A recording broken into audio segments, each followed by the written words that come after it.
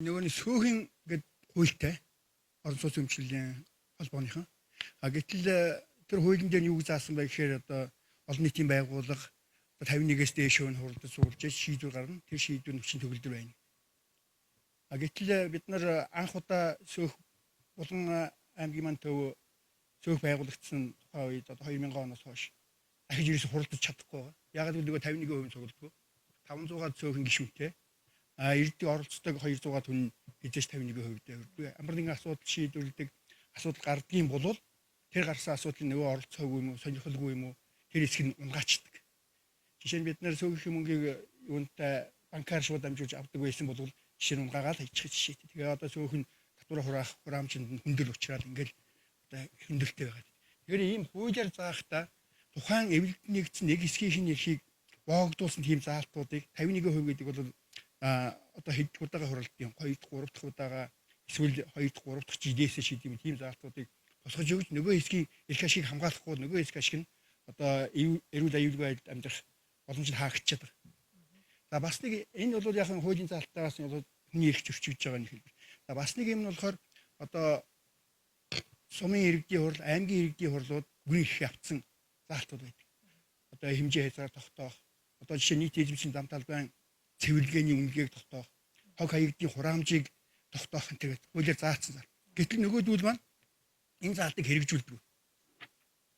Тэд нар болохоор буцаад хэн нэгэнд хариуцлага тооцох янз янзын шийдвэр гаргах гэхээр нөгөө бүрийн эрхийн асуудал нь тэнцэнэ байдаг учраас гээд саяны та миний асуултанд нэгж явах шиг засгийн газар дээр шийдчихэл их төхөнтэй байна гэдэг шиг тэгээд ингээ хаягдах ийм асуудал болж хөрчөд байгаа байхгүй. Жишээ нь манай хог хаягдын хураамж одоо нэг хүн 500 төгрөг төлдөг.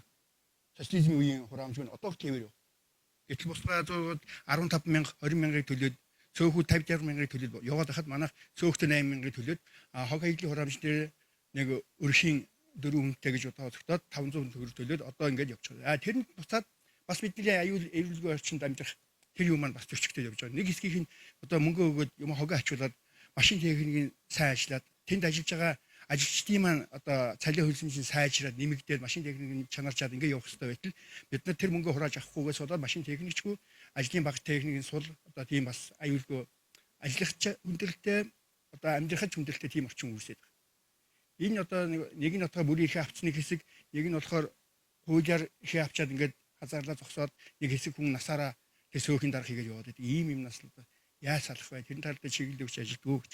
За энэ сөөх бүх газар ийм гамгалтай. Улаанбаатар хотод ч гэсэн бүх сөөхүүд яг үнэлгээд энэ нэрцийн хүргээд хуралдаж чадгаа байсан учраас хуримтлагдсан асуудал. Учир энэ хуулиндаа өөрчлөлт оруулаад ямар байдлаар энийг эргээд амьдрах орчноос сайжруулах, хамтын дундын ашиглалтын албагаа сайжруулахын төлөө энэ зохицуултыг босронгуй болгоё гэдээ хуулийн төсөл өргөн өмнөх засгийн газрын өргөн баригдсан яваагүй дэмжигдээгүй цаашаа одоо энэ засгийн газрын үед бол явнаа гэж байгаа юм билээ. Энийг бүгд мэддэг.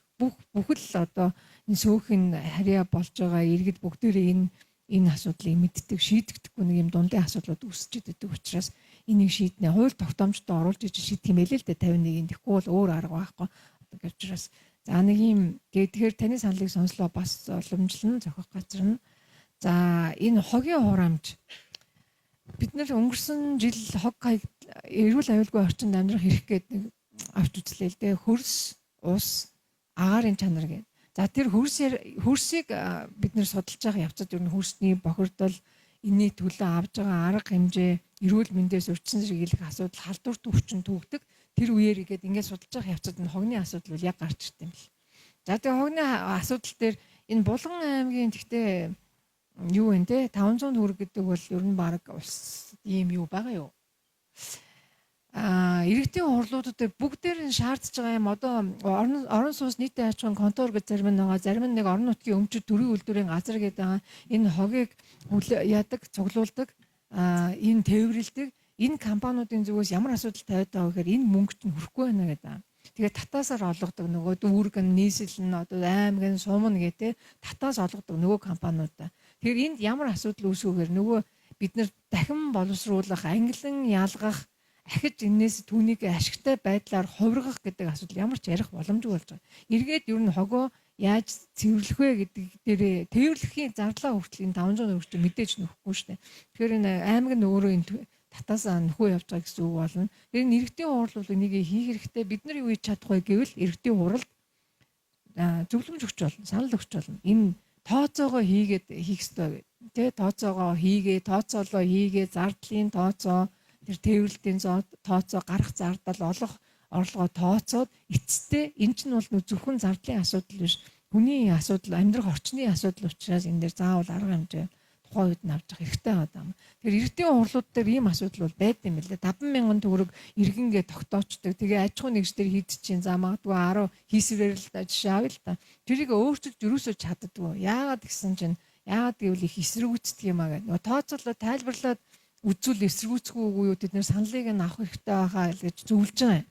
Хамтдаа ярилцалтаа ийм зардал гараад идэгэн ингээд идэг ийм одоо хуримтлал үүсэт идэг ийм учраас яах вэ гэдэг хамтдаа ярилцаад тэгээд энэ нэг хог хаягдлын урамжийн ахын хог хаягдлын урамж те энийг хэмжээг тогтоогооч гэдэг асуудлыг ярьж байгаа. Бид нар бол яг түүнээс гадна тэр химийн хорт бодис аюултай хог хаягдлын тухайд яах юм бэ гэдэг зөвлөмжийг өгсөн. Тэр нь бол тусдаа яамандаа харьяалагддаг юм лээ. Яам нь өөр өгүүлээзээ. Тэгээд аюултай хог хаягдл ушлах болох гэдэг энэ асуудлыг шийдэх ёстой. Гэгчлээ ингээд явж байгаа маа.